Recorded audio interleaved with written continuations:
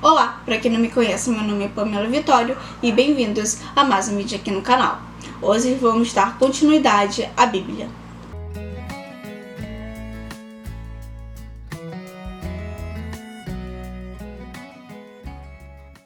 Segunda grande reforma: os reis Ezequias e Josias. Possivelmente entre o auge do domínio assírio na região, anos 700 a.C., e especialmente com o final do domínio assírio, 600 a.C., deu-se um movimento que visava unir as tribos do norte com as tribos do sul, sob o comando da dinastia de Davi, instalada em Judá. Esse movimento destruiu santuários, aboliu imagens, proibiu todo culto fora de Jerusalém e também proibiu o culto a qualquer outra divindade que não fosse Jafé, fazendo de Jerusalém, capital de Judá, o único local onde se podia oferecer sacrifícios. Os israelitas daí em diante deveriam adorar exclusivamente a Jafé. Os reis Ezequias e principalmente Josias são os expoentes desse movimento. Para alcançar esses objetivos, impor e firmar essas diretrizes, organiza-se provavelmente no tempo de Josias a redação principal da história de Israel. Gente, se vocês estiverem escutando uns cachorros latindo, é aqui da minha casa, tá? Peço perdão. Que se encontra nos livros de Deuteronômio, Josué, Juízes, 1 e 2 Samuel e 1 e 2 Reis. Os diversos deuses e deusas até então adorados normalmente em Israel, assim como a diversidade de locais de culto, não são apagados da história, mas aparecem nesses livros como desvios, como idolatria e culto a outros deuses, como pecado. Esses livros nos transmitem uma história em que as tribos de Israel aparecem agindo em conjunto, como se fosse um só povo, sobre uma única liderança que desde o começo as direcionava a adorar somente a Jafé e permanecerem fiéis a ele, obedientes à dinastia de Davi, que estabelecerá o culto exclusivo a Jafé em Jerusalém.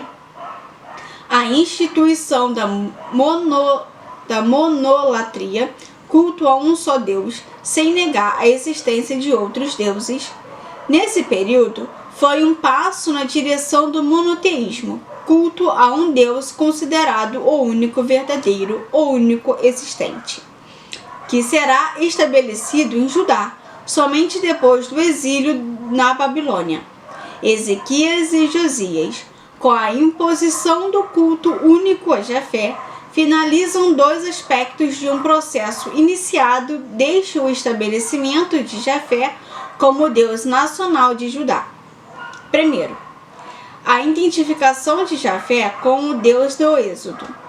Como a história dos hebreus escravos absorve as outras, também as diversas experiências de Deus envolvidas nessas lutas por libertação vão sendo progressivamente identificadas com o Deus Jafé. Ezequias e Josias apresentam o Jafé, desde Jerusalém, como Deus que vê a dor, que ouve o clamor, que conhece o sofrimento das pessoas oprimidas e empobrecidas e que desce para libertá-las. Assim, hoje, encontramos na Bíblia muitas confissões semelhantes a esta.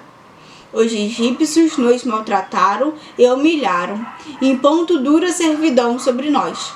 Clamamos então a Jafé, o Deus de nossos pais, e Jafé ouviu nossa voz. Viu nossa aflição, nosso sofrimento e nossa opressão. E Jafé nos tirou do Egito com mão forte e braço estendido. Segundo, a identificação de Jafé com Elohim, El Shaddai, El Elyon, e a transferência dos poderes e das jurisdições dessas divindades.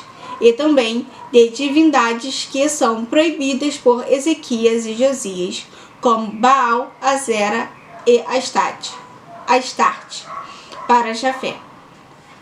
Assim, certamente, do mesmo modo como a história da libertação dos escravos tornou-se o paradigma, o modelo, englobando as histórias dos outros grupos, também Jafé englobou as outras experiências de Deus e seus respectivos poderes. Por ocultar parte importante e conhecida da Bíblia, a perspectiva monolátrica dessa reforma muitas vezes impede a compreensão da diversidade existente na origem de Israel e reforça atividades fundamentais, condenatórias e até violentas realizadas em nome de Deus, contra cultos não judaicos e não cristãos, e contra as pessoas que os seguem. Mas não é esse o espírito sagrado da Bíblia. A teologia dos reis, dos palácios, dos templos e do poder pode ser forte e envolvente, mas não é a única. O caráter sagrado da Bíblia vem da defesa da vida dos pobres e oprimidos e do empenho por uma sociedade justa e solidária. Defesa e empenho que, apesar de todas as reformas, continuam presentes e podem ser encontrados nas entrelinhas ou por trás das palavras dos textos oficiais, como os do rei Josias.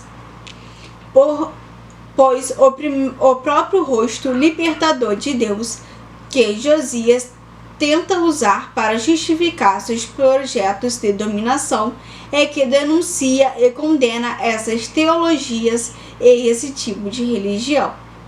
Historicamente, de fato, o projeto de Josias não foi muito longe. Em 609 a.C., Josias será morto pelo faraó.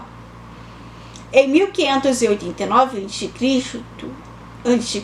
Judá será dominada pelo Império da Babilônia e em 587 a.C., após rebelar-se contra a Babilônia, Judá será novamente invadida e dessa vez a capital, Jerusalém, será saqueada e terá suas muralhas, palácios e o templo arrasados pelo exército babilônico.